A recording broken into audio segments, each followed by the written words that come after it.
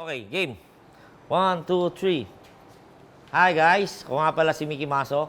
Nandito kayo sa, hindi factory to eh. Ano to, working area ko to. Para sa akin lang.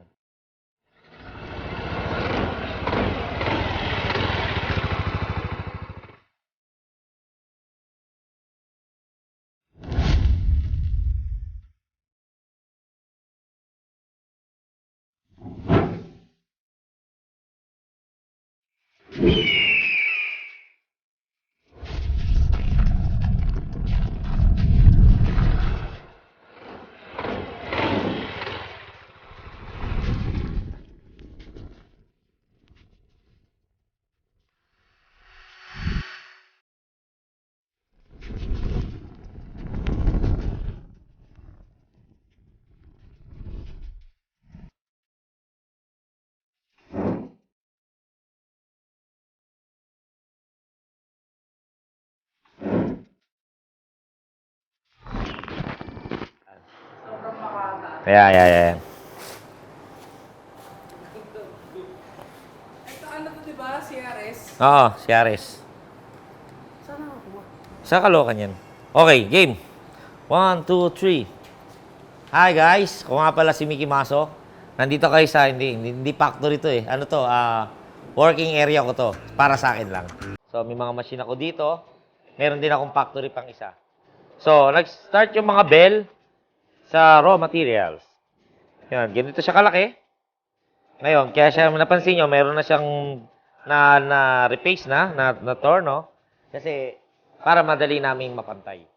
So, kaya guys, pasok kayo sa small factory ko.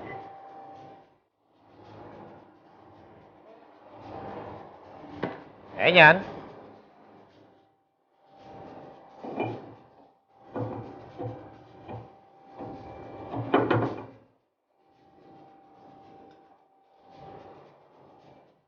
Pag nag-start yan, ayan. Para makita nyo, mabuti. Masag na, no? Ayan. Pag nag-start yan, usually, tube type. So, etong ganito, CNC, programmable na siya. So, naka-program na siya. May mga program siya ng 1 to 10. Depende sa mga bell. So, eto, naka-program siya sa small bell. Okay, yan. Okay, yan. Yan. Papantayin niya muna yung yung materyales. Yan. Kita ba? Pwede ka dito sa side. Yan. Just 10 minutes. Meron na tayong ready materyales. Meron na tayong ready wing.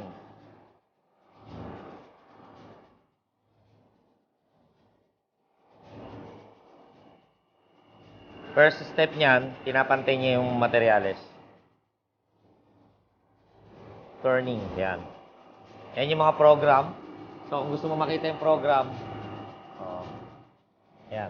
Yung kulay green, yun yung talim. Yan. So, yung dinadaanan niya ngayon is yung materyales. Nire-repaste niya na para maging pantay. Nagka-cut na. Yan. Yan. Tingnan mo, para makita nyo.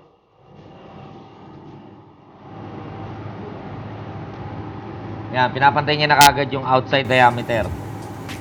Yan. Nire-repaste niya yung outside diameter.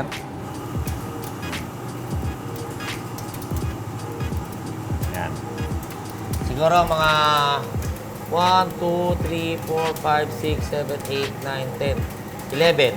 10, 11. 11 times. Magbabawas siya ng magbabawas.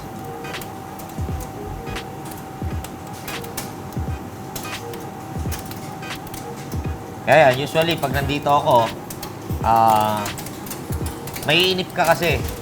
So sa mga normal na machine, yung mga late machine, pag ginagawa yan, mga 5 piraso, 1 hour. So dito sa akin, sa machine ko, 10 minutes. Precise. Ibig sabihin, actual na sukat, tama. Okay, gagawin ko na. Nanonood ako ng TV. Yan. Nood ka ng movies habang nag-aantay dyan. Yun ang ginagawa ko sa maghapon. Oo. Yan na yung pinaka-basic na ginagawa namin dito. Yan na yung mga pinagtabasan. So, after nyan, gaya niya kasi, may order sa amin na 200 na bell. Kailangan namin i-push yung 200 a day para ma-finish namin yung mga order. Oo. Isang order lang yon, Aerox, 200 pieces.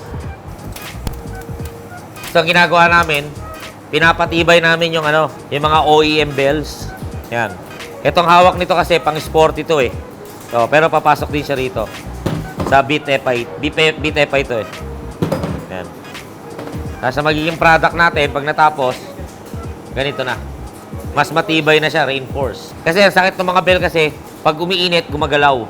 Yan, gumagalaw to. So, kapag meron ng ring, lalo, naka-press fitted, walang awang. Press tsaka TIG weld. Oh, hindi na TIG weld to, weld lang to. Bali, wala naman kung TIG weld o weld. Walang kaso. Basta naka-press fitted. Kumbaga, nakakap niya yan lahat. May mga gumagaya ng bell namin, hindi siya naka-press fitted. Kaya pag sinilip mo siyang ganon, yung isang part hindi nakasabit, pero yung 3/4 nakadikit. Oo. Wala pa sa balance. Oo. Saka mas balance yan. Kaya ngayon, malapit na tayo matapos. Yan. Para makita niyo yung mga product natin, meron pa tayong natitirang 6 minutes. Yan, 6 minutes. Para makita niyo kung ano yung itsura ng product natin. Ito, matagal mo ng plan. Oo.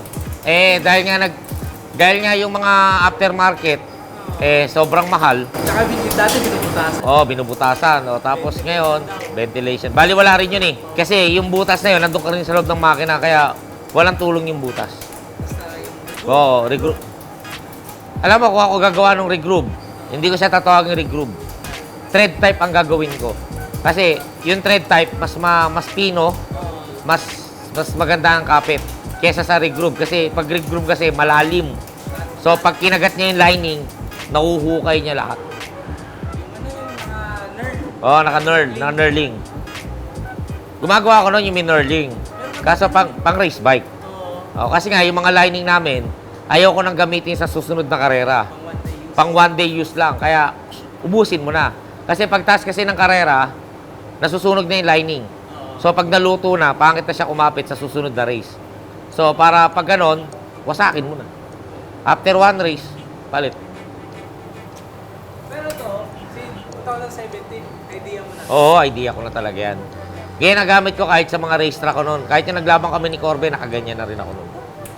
Kaya ang lakas dumulo ng motor ko. Shoutout para doon kay S-Friend Johnny ko, ha? S-Friend Johnny ko doon. Nalala ko kayo, usapan natin doon nung mag-overtake ko. Oo. Wala na. Kasi nga, once na nabigyan mo na ng power ang bell, yung momentum niya magtutulak. Oo. Mabigat talaga. Yan. Third, 3 days naming trabaho to. Yan. Fully automated na pag CNC. Hindi mo na kailangan bantayan. Manonood ka na lang talaga. Chill ka na lang. Chill. Kung after kasi after ng isang gawa, dapat i-check mo lang yung talim. Ako, pinagagawa ko, check talim. Mano-mano. So, hindi, kamay na lang. Kasi yung talim nito makinis eh. Yung mga ganito. Mga talim kasi yan makikinis. Yan o. Insert, carbide insert. So, once na meron ng bitak or meron ng chirp, wala na. Palit na kagad. Kasi kapag meron ng basag yung talim niyan, hindi niya na mabibigay 100% yung sukat, yung precise na sukat.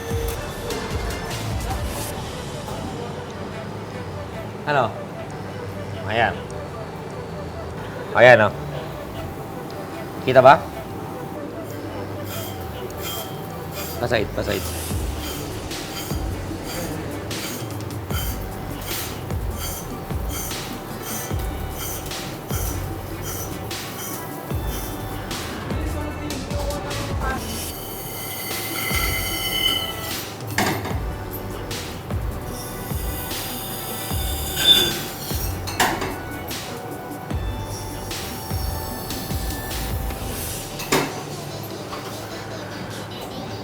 Ngayon, tapos na siya. So, gawin mo dyan, para emergency stop, meron na tayong gawang 3. So, ito yung pinakauna dyan eh. Ito. Precise yan. Konting press lang dyan, pantay na pantay yan. Matalim ha. Ito yung first kasi.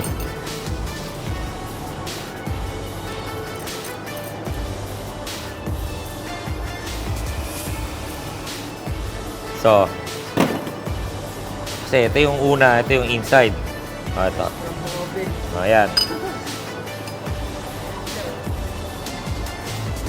So, ang finish product na yan, pag na-press in na, we-weld. Pag na-weld na, ganito na siya.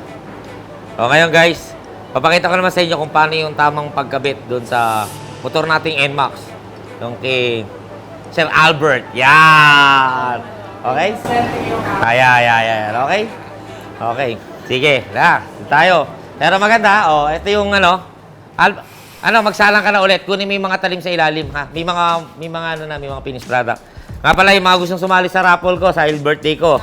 Ito yung Aerox, version 2, Y-Connect. Tapos, ito yung Aerox ko na race bike. Yan. Oo. Tapos, ito yung NMAX.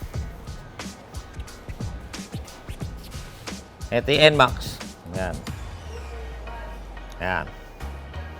So, ang gagawin natin, dahil ang motor ni Sir Albert ay NMAX, ako po. Tapos, ang bola natin ilalagay dyan, kasi mabigat ang angkas ni Albert. Hi, Fiona. Ayan. Ayan, lalagay natin yan. Ayan. Grabe ka naman, di naman 80 kilos yun. 78 lang. Hi, Fiona.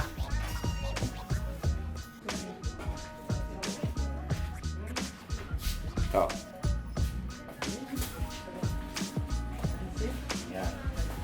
Yan, lalagay natin sa motor ni Sir Albert. Yan, ito yung mga center spring namin. Speed tuner na to, saka yung clutch spring. Ito, yung pulley namin, stock lang NMAX, pero minodified. Angle siya, tapos kinalkalindaan na ng bola. Tapos yung wing bell. Yan. Clutch spring, speed tuner na yan. Oo, akin na yan. Next na deliver sa amin yan, puro nakapak na yan. Ito na lang, speed tuner. Speed tuner na yan. So, syempre, nilagay muna natin kay WF kasi wala pa kami packaging. Ayoko kasi muna mag-packaging. Ayoko. Yan. Gugulo. Ngayon, dito tayo, papakiusapan natin yung mekaniko kong magaling, si Sir Jello, kung pwede niya nang gawin yung NMAX. Yan. Ito yung mga collection ko, mga scooter, mga 2-stroke. Ano, Jello? Ano gagawin mo dyan? Paigpit na yan? Ano ginawa mo dyan? Ay, retread. Yan, Sir Jello. Ngayon, may deliver kami na bell galing din sa paint store. Galing kasi ito sa kabila.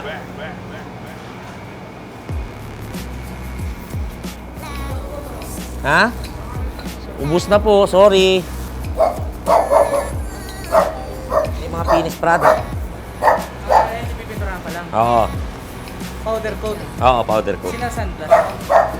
Hindi na. Kahit hindi na sandblas eh. Nililiyan na lang. Harap naman yung So yan, wala yung walang awang.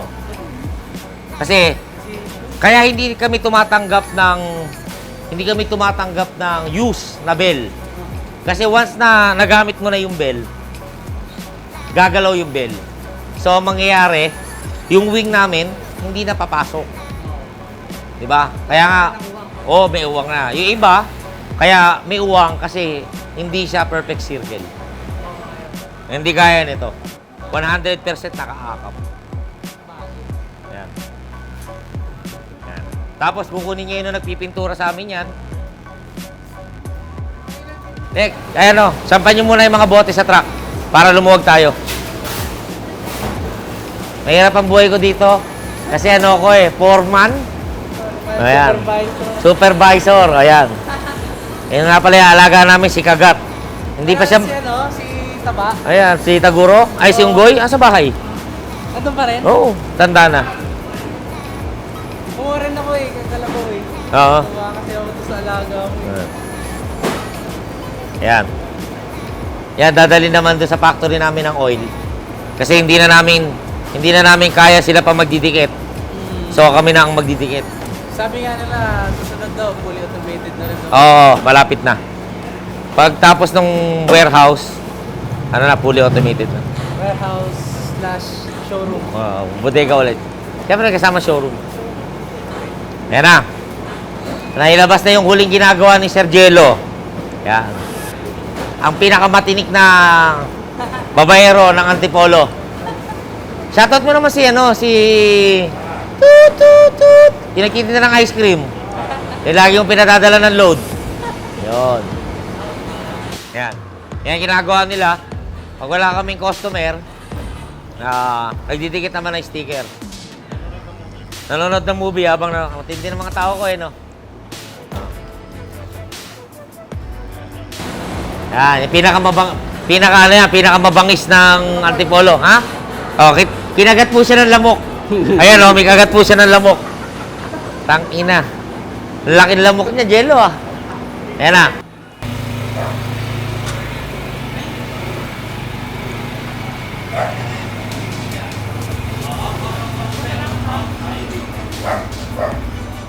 Ayan, delivery natin ngayon. May deliver tayo ng Bell. Ang nagpipintura niya si Iking Bagsik. Ayan.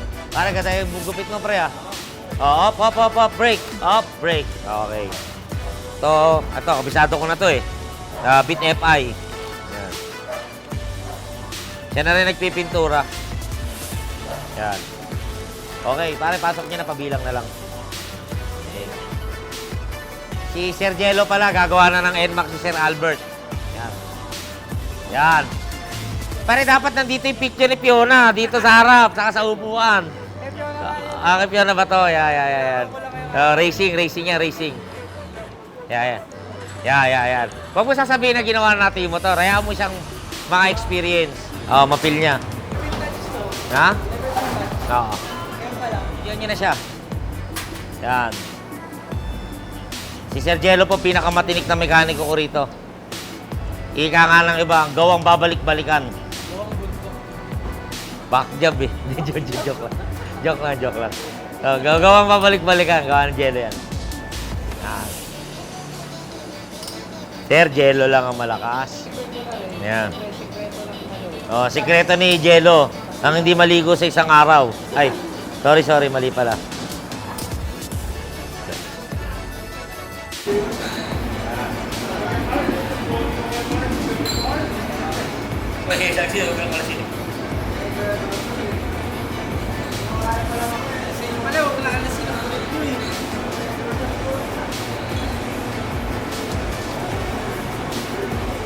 Yan.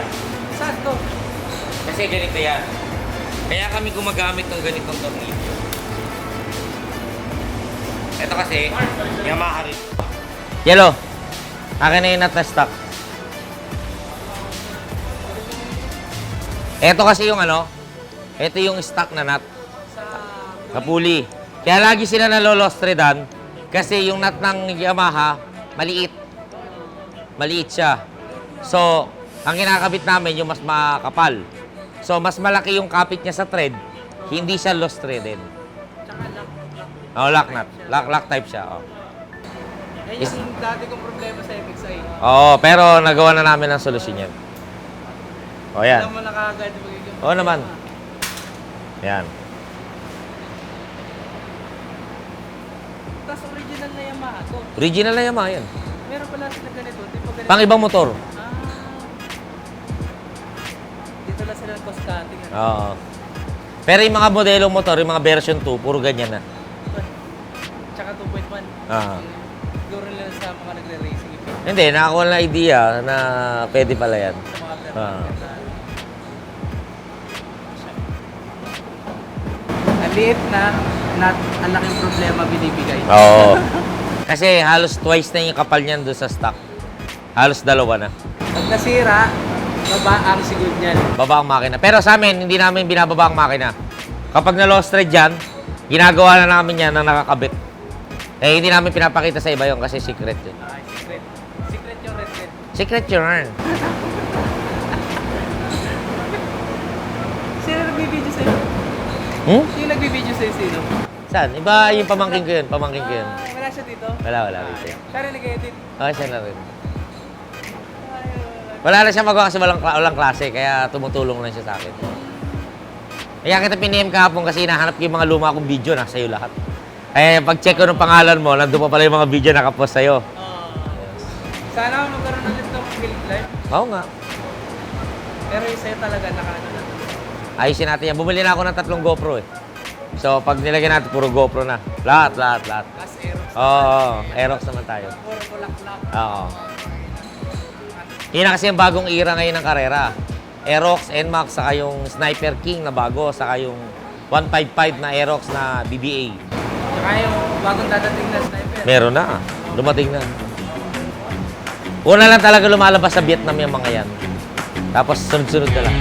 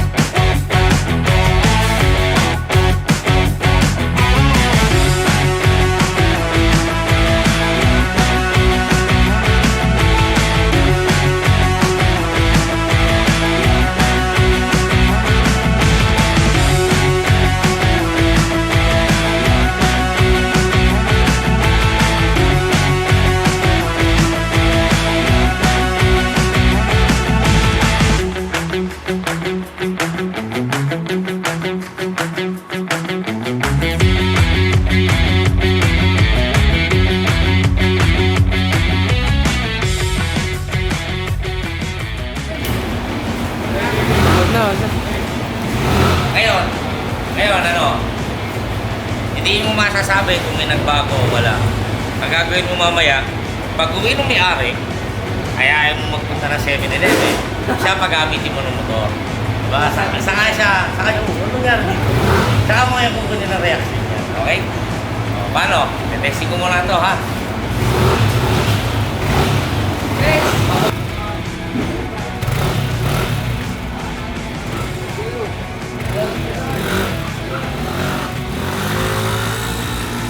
Zumulag sa.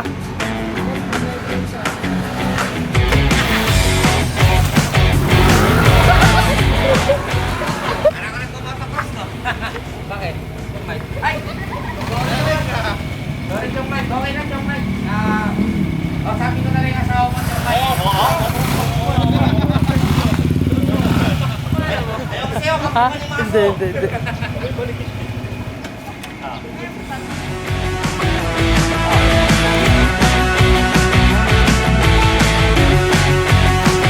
Ayo, sarap mag-racing. Ano ba na? Oh, ayan ha.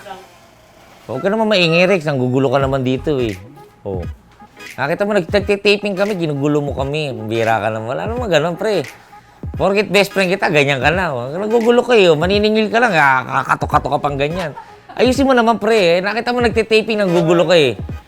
Oh, yan. Ano ba sasabihin mo? Baka may gusto kong pabati. Wala akong papatayin. Ako, may papabati ako sa'yo, pre.